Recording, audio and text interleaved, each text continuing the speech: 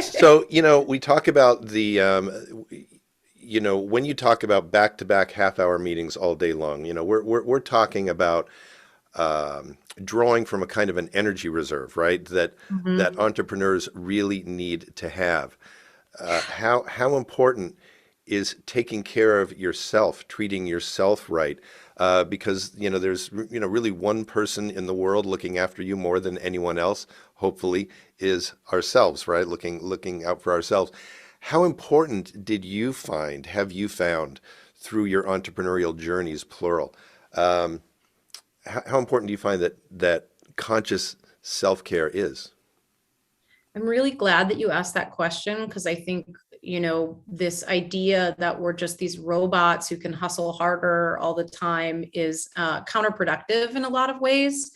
Um, I will say that I'm a highly sensitive person. So I have a neurological difference, or I'm a neurodivergent person, but it's a fairly large group fall into that. It's like having blue eyes, right? So I have high neurological sensitivity to stimulus. The great part about that is I tend to see things that other people might not see. I see patterns, I process very deeply. The downside of being highly sensitive, so these highly sensitive people, they're sensitive to sound, don't like tags in your shirt. When you come to my house, you get people are always just like, whoa, it's like a womb in here. It's just like everything is soft. It's made of like woolens and, plants everywhere. So as a highly sensitive person who just is also very curious and can be very sensation seeking, those are different neurological tracks. I tend to overwhelm myself. I also have I'm an introvert with extremely high amounts of energy. And I think a lot of entrepreneurs actually have just a ridiculous amount of energy and persistence when compared to many people.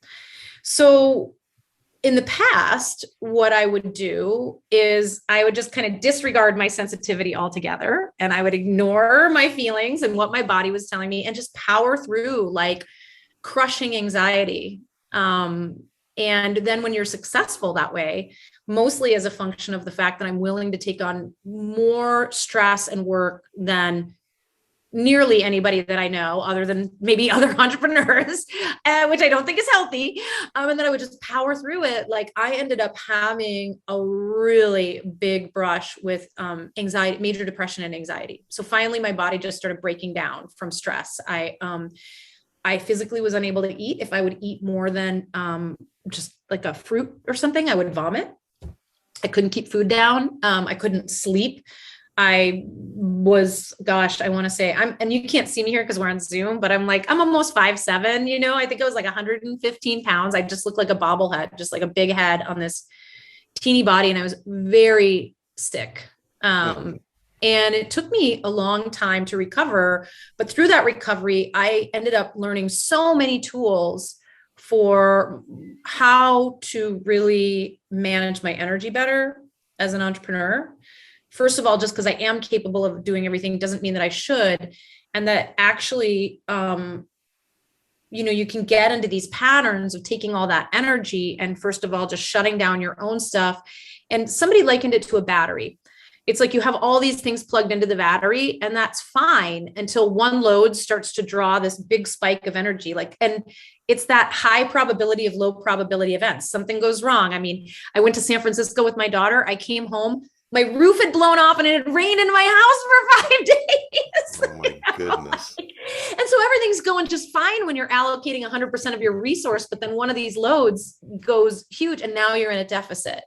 And so it's just sort of like unplugging all of these things from that battery and noticing how many people as an entrepreneur or a high energy person and a sensitive person who has a lot of empathy and wants to help soothe people, but how many people then start to rely on you to do the work for them Mm. emotionally or logistically. And so I think for me, there's been a lot of, and this is probably true of a lot of people who are sort of assigned the gender of female at birth, but any nurturers or caregivers, is that there's really this expectation that women should do that and should not say no, that it is not communal to say no. But it's been kind of a journey for me to just be like, yeah, you can't plug in right now. Like that's not something I'm plugging into my battery. I'm saving what I've got for the big load that I know is going to draw my battery later. And that's the goal that I'm working toward in my life and my business. So personal self-care has been a huge win for me. And learning to be way more mindful. I've been meditating, I have a meditation practice that I started, gosh, 16 years ago now, daily meditation practice, but gosh, it took 10 years before I even saw results. So, and then having a really great therapist was great. I do like to tell people though about my therapist. I think it's funny. I'm like, I spent thousands and thousands of dollars on therapy so that I could learn not to make my bed and wash the dishes every day. I think that was it's like, it's those little loads. It's just noticing where you're allocating your energy. And like, do I really have to do this now? And she would always say like, so many of my clients, I think they feel like if they don't make their bed that day or they don't wash the dishes, like that's a gateway drug to becoming the Big Lebowski.